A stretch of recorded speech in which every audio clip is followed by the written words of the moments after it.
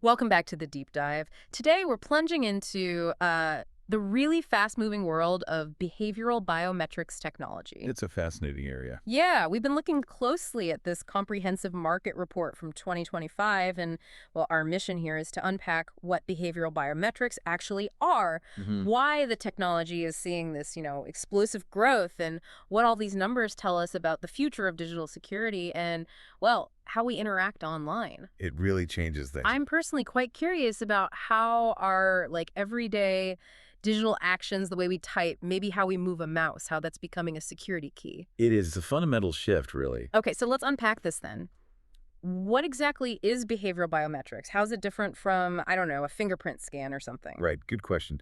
The core idea is analyzing unique, often subconscious patterns in how you specifically interact with your device. Subconscious? Yeah, think of it less like a static thing, like your fingerprint that you enroll once, and more like your digital signature in motion. It's your keystroke dynamics.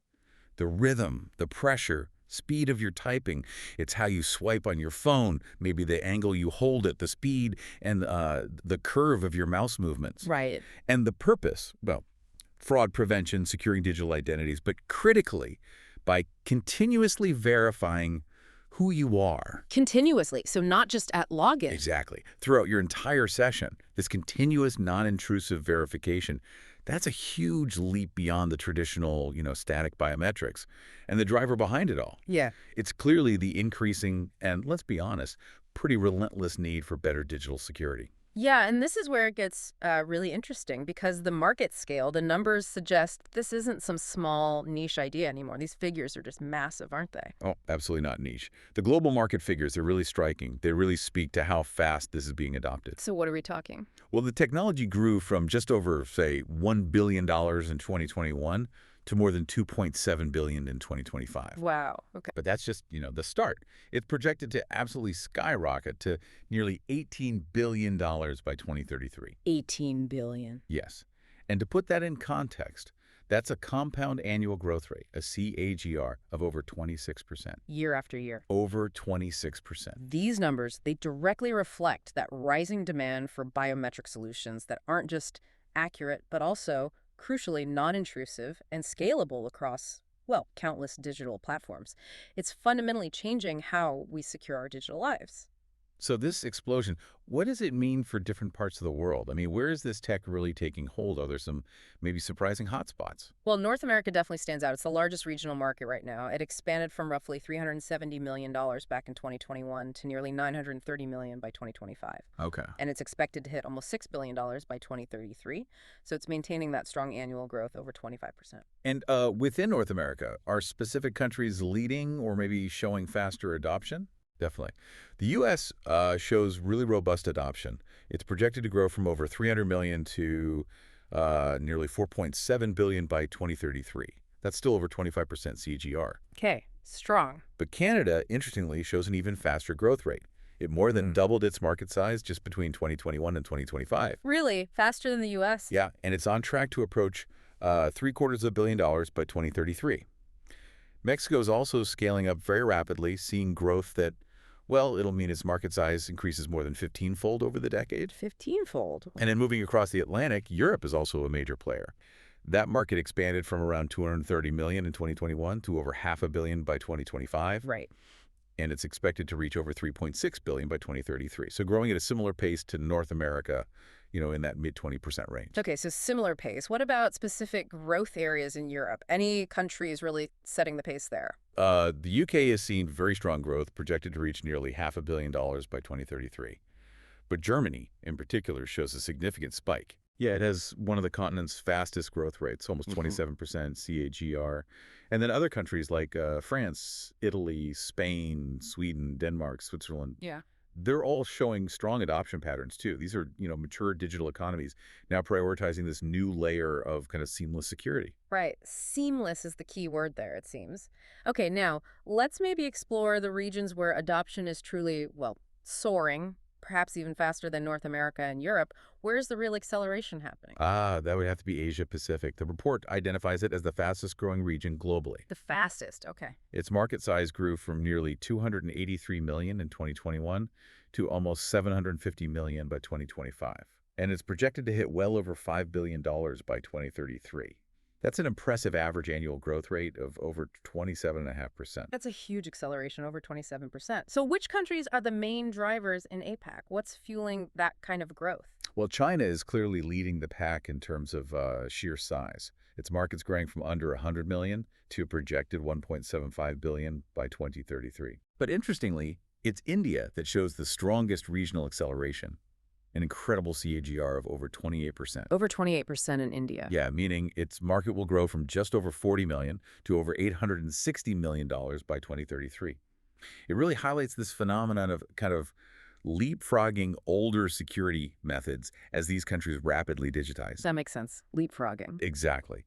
And other nations like Japan, South Korea, Australia, Singapore, which itself is on track to hit nearly 200 million by 2033, and then the broader Southeast Asia region, that's surging to over 340 million by 2033. They're all on these explosive trajectories. It really indicates a region-wide digital transformation driving these security needs. It's truly global then. What about other areas? South America. South America, too.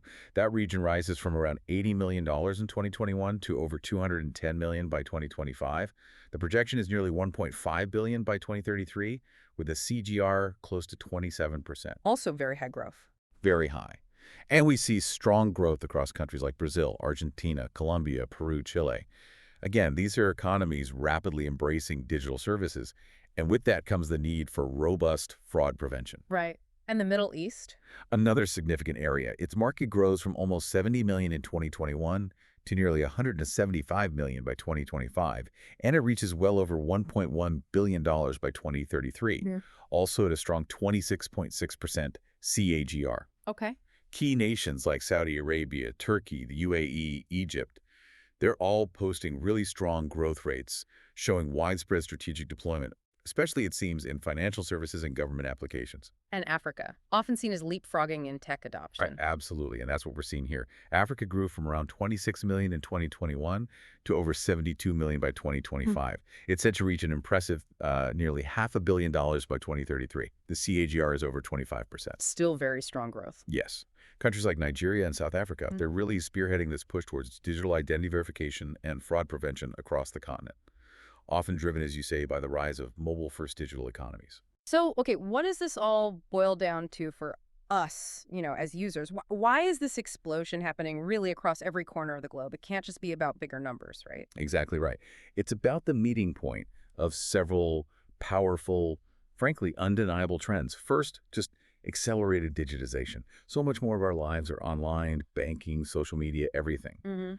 With that comes a proportional rise in sophisticated cyber threats.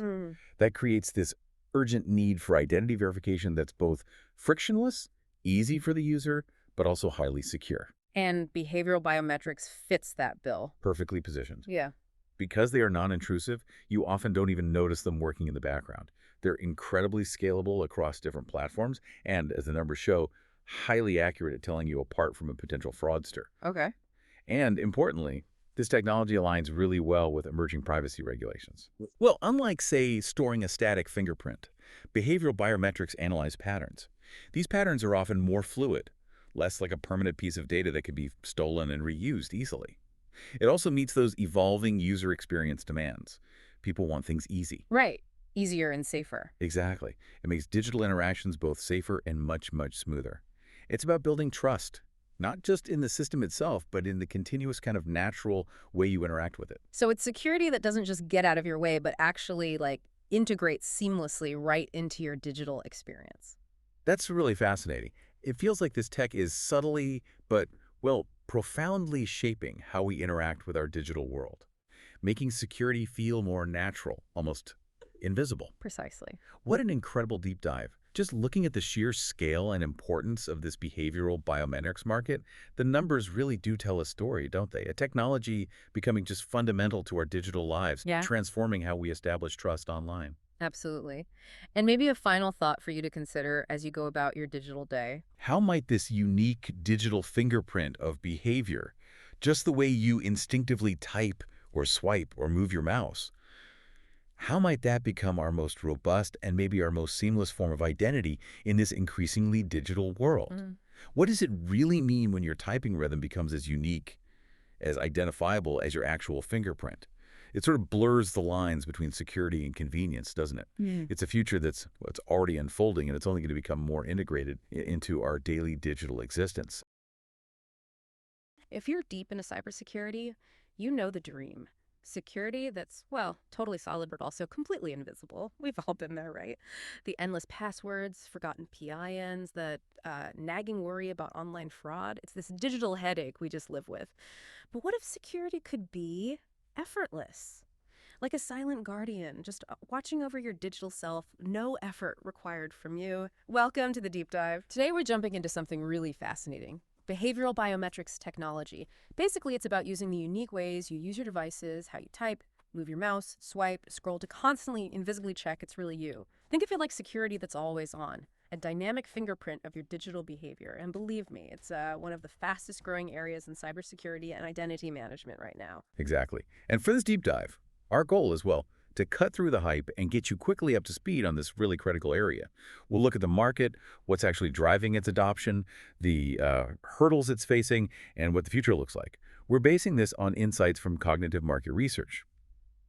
So think of this as your shortcut to understanding why, how you interact online is becoming the next big thing in security. Okay, let's unpack this fascinating area. So, what's really behind this shift away from clunky passwords to this silent verification? Let's talk about the key forces pushing behavioral biometrics forward. Well, the research really points to, first and foremost, the huge increase in cybersecurity threats and fraud. It's not just that they're increasing, but the speed. Data breaches, phishing, identity theft, they're everywhere. Hmm. And the old ways, passwords, PINs, they're just not holding up. Honestly, estimates suggest maybe over 70% of breaches involve stolen credentials. Passwords are like open doors sometimes. Wow, 70%. That's huge. Yeah, it is. And that's where behavioral biometrics comes in. It's continuously analyzing how you interact. We're talking typing rhythm, mouse patterns, how you hold your phone, even touchscreen gestures. Very subtle things. So, it's much more than just typing speed. Oh, much more. Mm. It's the pauses between keys, how long you hold a key down, the tiny variations. It builds this unique profile, this sort of digital gate that's really hard to fake. And it plays a massive role in real-time fraud detection, especially in banking, e-commerce, high-risk areas. Some early adopters in finance have seen fraud losses drop by like 40%. That's incredible. The idea that my typing pattern is unique, like a fingerprint, it's Yeah. kind of mind-blowing. So it's Yeah. a whole new way of thinking about digital ID, not just a better password. And yeah, clearly we need better security, but let's be real, security usually means more hassle, right? More steps, more friction. Which brings us to the second big driver. This huge demand for, well, frictionless user experiences. I mean, we all want things to be easy online, seamless. Absolutely. No one wants another hoop to jump through. Exactly. And the beauty here is that behavioral biometrics is inherently passive. It just runs in the background. It checks who you are without interrupting you. It's non-intrusive, intuitive.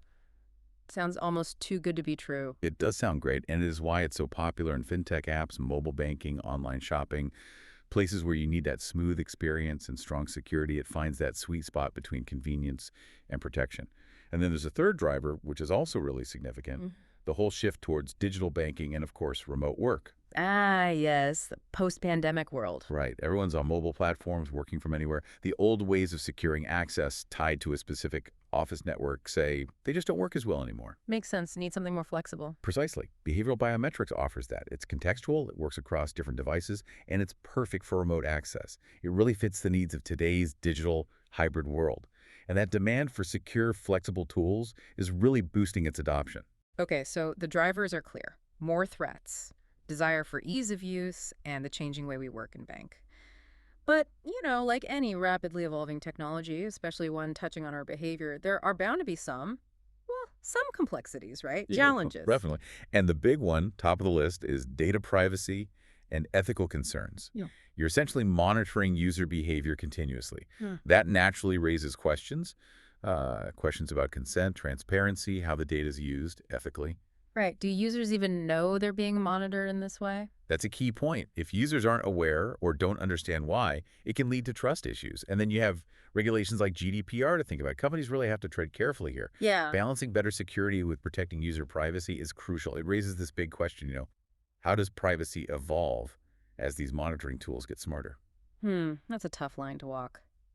And beyond the ethics, what about just getting it set up? Is it easy to implement? Because it sounds, well, complex. It is. That's the second major challenge. Implementation complexity and cost. This isn't plug and play. You need advanced machine learning models, the right back-end systems, skilled people, data scientists, cybersecurity experts. So a significant investment. Yes. For smaller companies, FMEs, the upfront cost and the time it takes to integrate it, especially with older systems, can be a real barrier. And then there's a technical challenge, accuracy. And related to that, false positives. Meaning it sometimes gets it wrong. Exactly. While it's powerful, it's not perfect. Think about it. Your behavior can change, right? If you're stressed or sick or maybe just using a different keyboard. Or had too much coffee. Oh, too much coffee, yeah. Yeah. That could change your patterns enough for the system to get confused and flag you as a potential threat. Locking you out of your own account. That would be frustrating. Extremely. So finding that balance, tight enough security without constantly annoying legitimate users, that's still a key challenge, especially for critical systems. Okay, so privacy concerns, complexity, cost, accuracy hurdles, quite a few obstacles. But despite these, the trends you're seeing suggest a pretty bright future, right? Where is this tech heading? Yeah, the outlook is definitely promising. One major trend is integrating behavioral biometrics into multi-factor authentication systems, Mhm. MFA. So it's not about replacing passwords or codes entirely, but adding another layer, a really secure layer that the user doesn't even notice. Ah, so it makes existing MFA stronger but smoother. Exactly. It's becoming really central to what we call risk-based authentication. If you connect this to the bigger picture, especially in finance or healthcare, it means security can adapt on the fly. If the system detects slightly unusual behavior, maybe it asks for an extra check. If everything looks normal, it stays out of the way. Dynamic security, I like that. Moving beyond static checks, and presumably AI and machine learning are playing a huge role here. Absolutely massive. They are the engines making this possible. AI advancements are powering the real-time analysis, making anomaly detection much more accurate, and enabling these systems to learn and adapt continuously. So they get smarter over time. They do. They learn your normal patterns better and get better at spotting deviations that actually matter. The result is behavioral biometrics is moving from being a sort of niche tool to becoming a core, intelligent part of modern cybersecurity setups. Yeah. It's becoming essential. And the final key trend to mention is its expansion into mobile and wearable devices. Oh, interesting. How does that work? Think about things like gait recognition from your smartwatch, how you walk, or even just how you hold your phone, the pressure you use on the screen. Keystroke dynamics on your smartphone keyboard. Exactly, all those subtle interactions. This tech is being built right into mobile ecosystems now, which means you get real-time security right on the device without messing up the user experience. And that's huge for companies dealing with BYOD and bring your own device policies, and just generally for mobile-first organizations. Security follows the user, naturally. Okay, so let's quickly recap this deep dive. Behavioral biometrics really sits at this fascinating crossroads of security, user experience, and digital innovation. There are definitely challenges, privacy, complexity, accuracy, but the overall direction, the growth trajectory seems really clear. It's being driven by, well, real needs for smarter, more adaptive security that gets past the old limitations. So what does this all mean for you listening right now? Well, as our unique digital fingerprint, this invisible key based on our actions becomes more common.